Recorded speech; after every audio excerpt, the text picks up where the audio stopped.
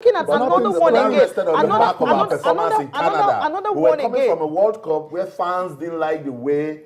You don't do that when you know you have a game. That's what I'm saying. Right now you're having Egypt, and we're having issues like this. What I said we'll continue. The another coach will come and start rebuilding. About the performance of the Chan Eagles, so to speak, quote and unquote. What I said and what Stephen Okechukwu used to do is immediately after a tournament like that, you don't even disband the team. What you do, because now the league is not on, what you do is that the bulk of those players, I don't think that they are that bad. We saw Akas, we saw fantastic Chikatara, we saw a lot of players who can blend into the main national team. All you do is keep them in Abuja, or keep them in Port Harcourt or in Uyo. When they don't have from money. There you can pick, you can pick up to 10 or 9. And then you bring the foreign... Who is going to be responsible for that? It's the Nigerian Football Federation. Okay. Well, Cecilia, it's true. Yeah, but if they can't pay bonuses and all that, and the money is not coming out, so how would they be able to camp players? In the past, Cecilia, the Akwa Ibom State government had helped out, Cross River State had helped out, Kaduna State government had helped out. Maybe a lot of governments are waiting to be approached to say, gentlemen, we want to camp the national team in Port Harcourt. Can we come? Please, these are the provisions that we need. It has been done before. It can be done again. This is a federation for crying out loud. And we're dealing with the Super Eagles of Nigeria. We should be able to brand it. Sporting federation in Nigeria. So when we make so much noise about football, I say, why? Why me? Why are we making all this noise? What is it bringing? And when they what can't is it doing? get the house in order. I'm okay with what the NFF are doing at the moment, because there's nothing wrong if the coach spends money on his team. It's sacrifice. But when we start hearing that you're saying they might boycott the game against Egypt because of how they feel, this is a service to the nation. Coming from a coach, I mean, you know, again, Austin, if you permit me, Olise started on the wrong footing. I kept insisting. The exit of Vincent Inyama and Emmanuel Emenike is very, very bad. Because you don't start as a coach by asking, almost arresting your captain. It was absurd. It was unbelievable that he did it. You see how something coming from? And I think Cecilia doesn't like this discussion. I don't like it, but these are the bitter truths. It's about the national team. It's not a club. It's what it is. So it's very everybody. It's the same way you didn't feel good about Pelican Stars. That's why you don't feel good about. That is Nigeria's most capped international. He's keeping every week, and then you are putting a certain Carl Kene who's a second-tier goalkeeper. Anybody can come to I don't agree.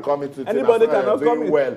So long you're doing well. And Carl Kene hasn't been bad, then let's leave it at that. Complete Sports front page of the Complete Sports newspaper.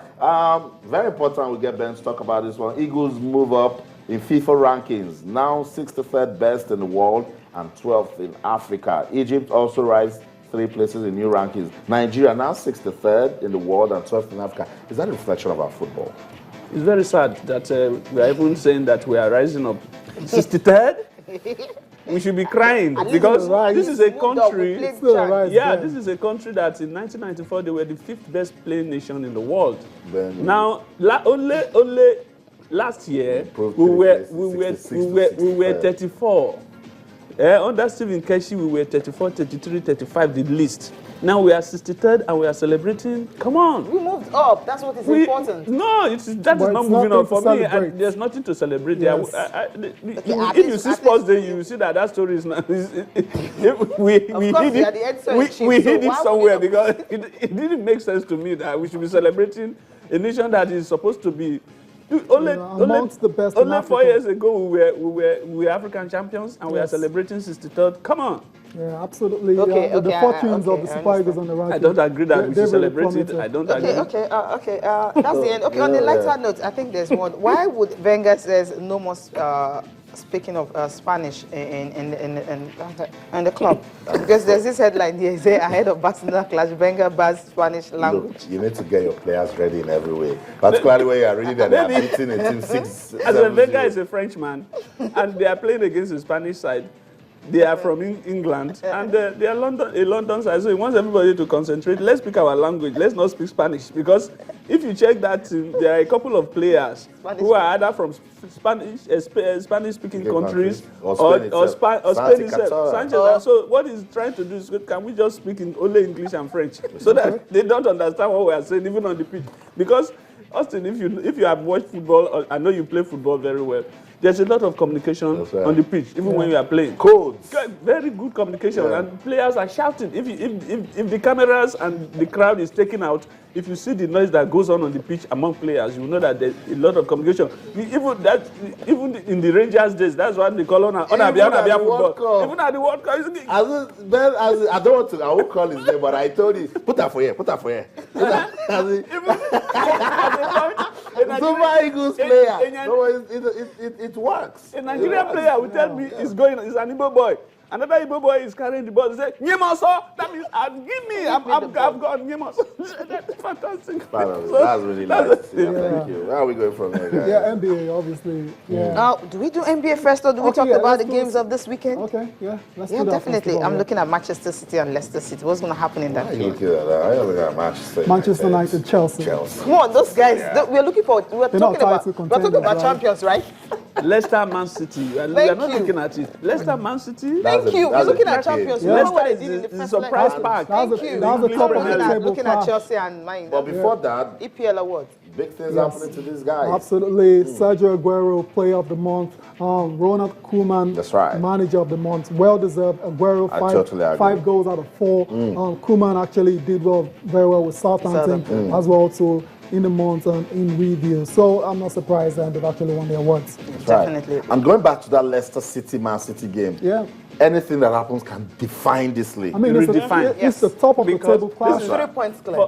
To some of us, this is the best time for Arsenal to win the league. And if they miss it, Arsenal are right there in their position. They are in their position.